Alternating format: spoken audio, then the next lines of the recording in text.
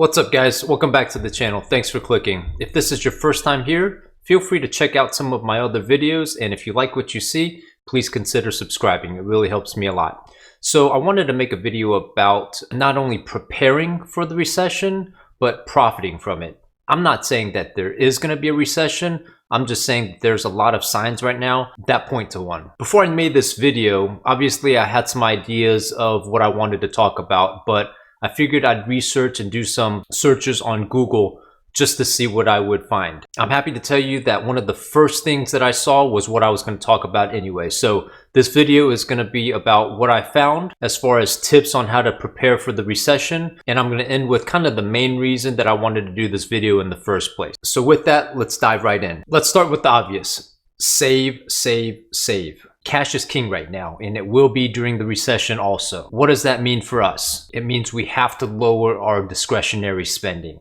I know we're going to see a lot of great deals out there. I know Black Friday is right around the corner. For me, I see a lot of watch prices dropping. I want to pull the trigger, but I know it's not a good idea because I know that the prices will continue to drop. And I know that cash is king. I don't want to have an outlay of cash right now. Real estate. I think real estate prices will be dropping also. I want to buy the clothes. I want to take the vacations. I want to buy the electronics. I want to take advantage of these Black Friday deals. But the reality is my money now and your money now, it's going to be a lot more important 12 months from now. So the key here is to have that constraint and self-discipline to hold on to your cash. Save more, put more into your emergency funds.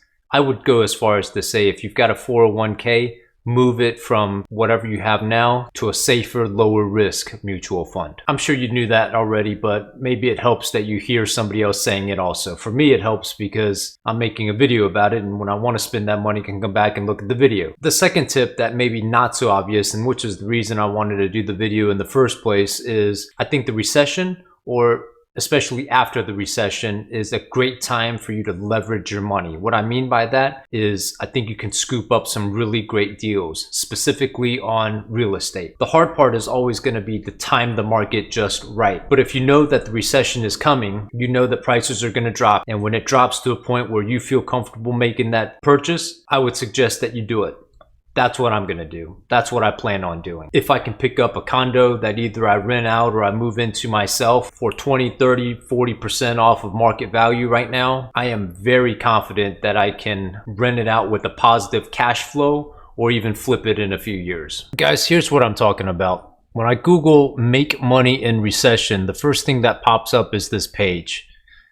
When I come down here and click on how do people get rich in recession, I click on this first link, 5 ways the next recession can make you rich, from biggerpockets.com. I scroll down and the number one way that they give is leveraging your equity. In other words, don't splurge or buy yourself that new car you've wanted. Sit on that equity. Sitting on your equity allows you the luxury to take out a cheap home equity loan and deploy to another investment. With 3% interest rates on home equity loans, you don't really need the world's greatest cap rate to expand your portfolio.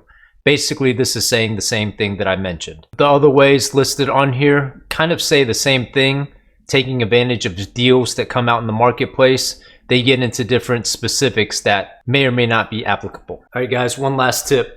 It's a little bit out there, but I think if you can make it work, you can make a lot of money. So in the last couple of weeks, I've kind of seen a lot more people looking for a place to rent. There's some smart people out there. They know that the market is coming down. They might be looking for a place to buy, but they don't want to buy right now. They want to wait 12 to 18 months for the same reason I just described. So if there's a room in your house that you can clean up and free up and rent out for a short-term rental, that's just going to be some extra money that you can put in your emergency fund, extra money that 12, 18 months from now, it's going to be worth a lot more than it is today. It's certainly something that I'm trying to do. And if it works for your situation, I would encourage you to do it as well. Guys, I appreciate you watching. I hope you liked my tips. If you have any questions or comments, please write them in the comment section down below. As always, it really helps me out if you hit that like button, if you subscribe to my channel. Appreciate your feedback. Thanks so much for watching, and until next time.